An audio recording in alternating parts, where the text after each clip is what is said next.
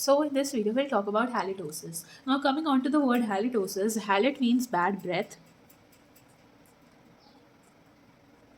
and osis means disease. Alright. Now coming on to the introduction. A scientist named Howe, he described it as a clinical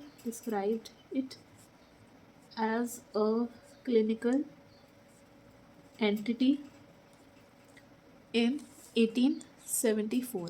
Now coming to the definition.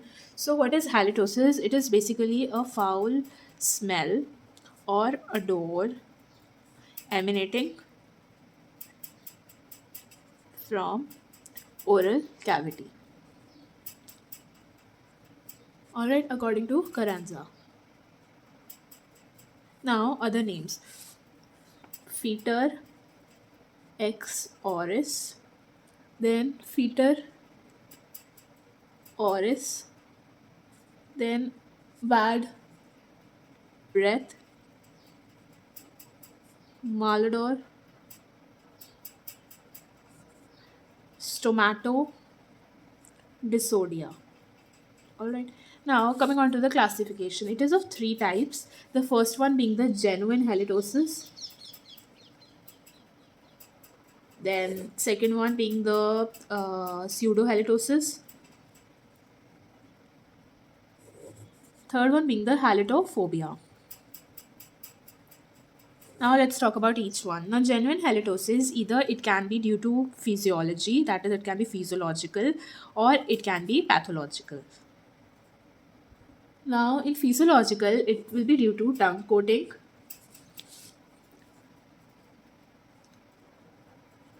Now pathological, we will discuss various etiologies. Either it can be due to the periodontium or due to other things which we'll discuss in etiology, alright, or others. Now in pseudohalitosis, it is apparently because because the person thinks he is having halitosis but he's not having.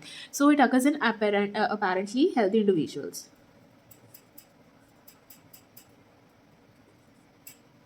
Now, this is very important. Halitophobia. Now, it usually occurs in a patient after treatment who thinks that he has halitosis. Alright, it is due to an exaggerated fear of having halitosis. Exaggerated fear of having halitosis. Also, one more important point to remember: it is considered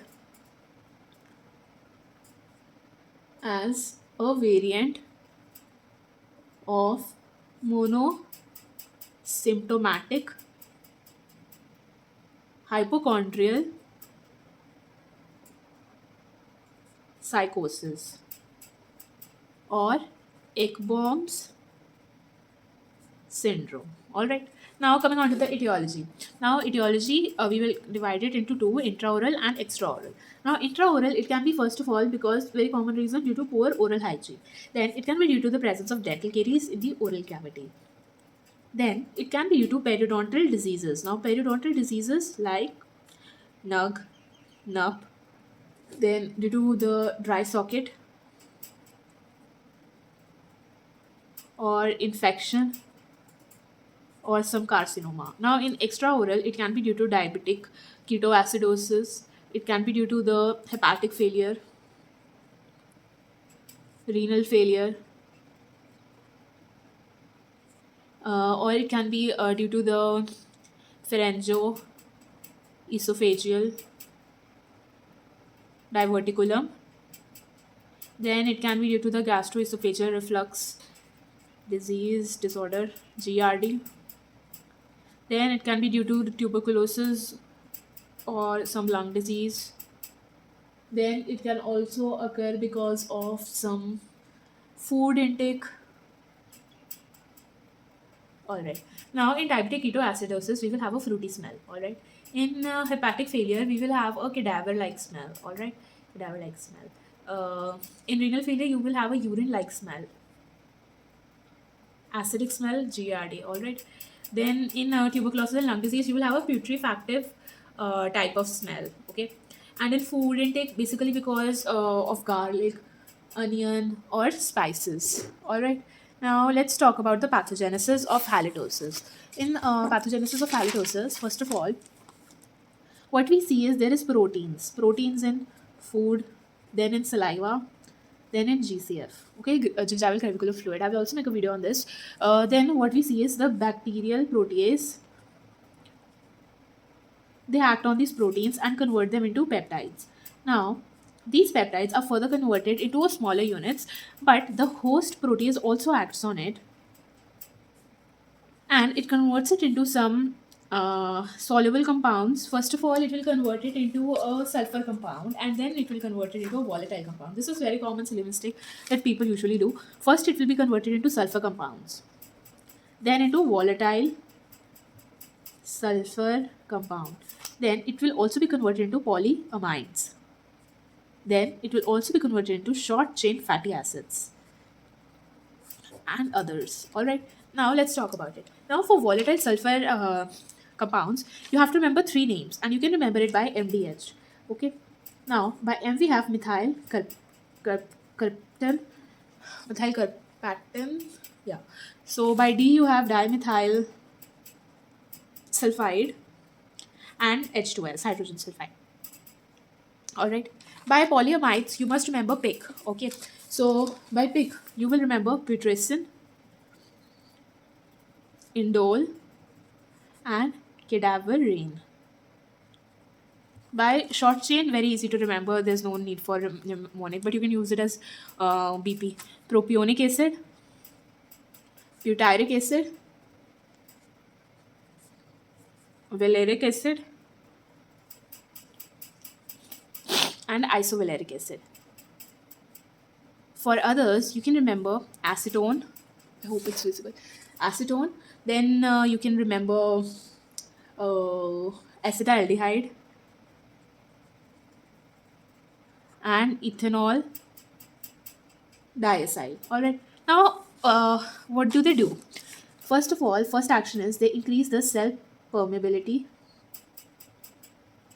of oral mucosa and the clavicular epithelium. Then they impair oxygen utilization by host cell. Then they alter the collagen maturation. They increase activity of collagenase, prostaglandin, and fibroblast. All right. Then they increase collagen solubility. Then they decrease cell growth. Then they decrease the pH, intracellular pH. Then they cause the periodontal, this is important, because by doing all of these, they cause the periodontal cell migration. This is important. All right. Now coming on to the diagnosis. For diagnosis, we have subjective test and we have objective test. So first of all, we will talk about the objective test. Subjective test. For subjective test, there are three, four tests. Subjective test. So there are 3, 4 tests. First one being the hand cupping test. In this, we use hand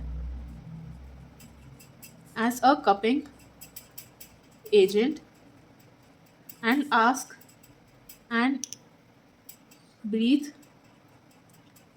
and then smell it ourselves within 5 seconds. Then second test being the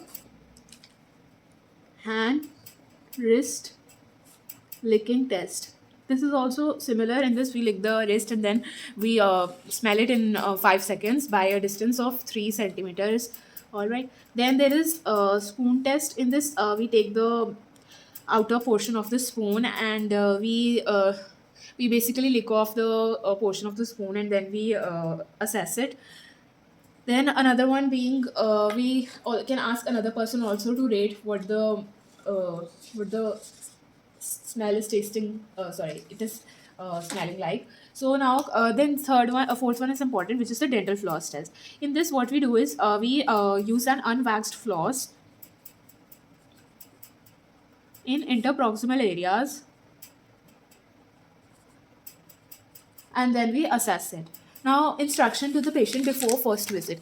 Now, in this, we tell the patient, the subject, that subject is asked not to. This is important, not to. So, first of all, the we will tell the patient not to take any of the antibiotics for around 8 weeks before assessment. No antibiotics before 8 weeks of assessment. No masking agents. No alcohol, smoke for previous 12 hours. Then the patient should perform normal toothbrush and so on. Then to not consume any any odor favoring foods like garlic and onion and so on, favoring food. Then we will tell them to eat and drink as normally. All right. Then if the patient has any condition like diabetes, so which will obviously get aggravated by fasting for the period of time, so the patient, the dentist is asked to contact the subject for alternative methods of preparation. Now,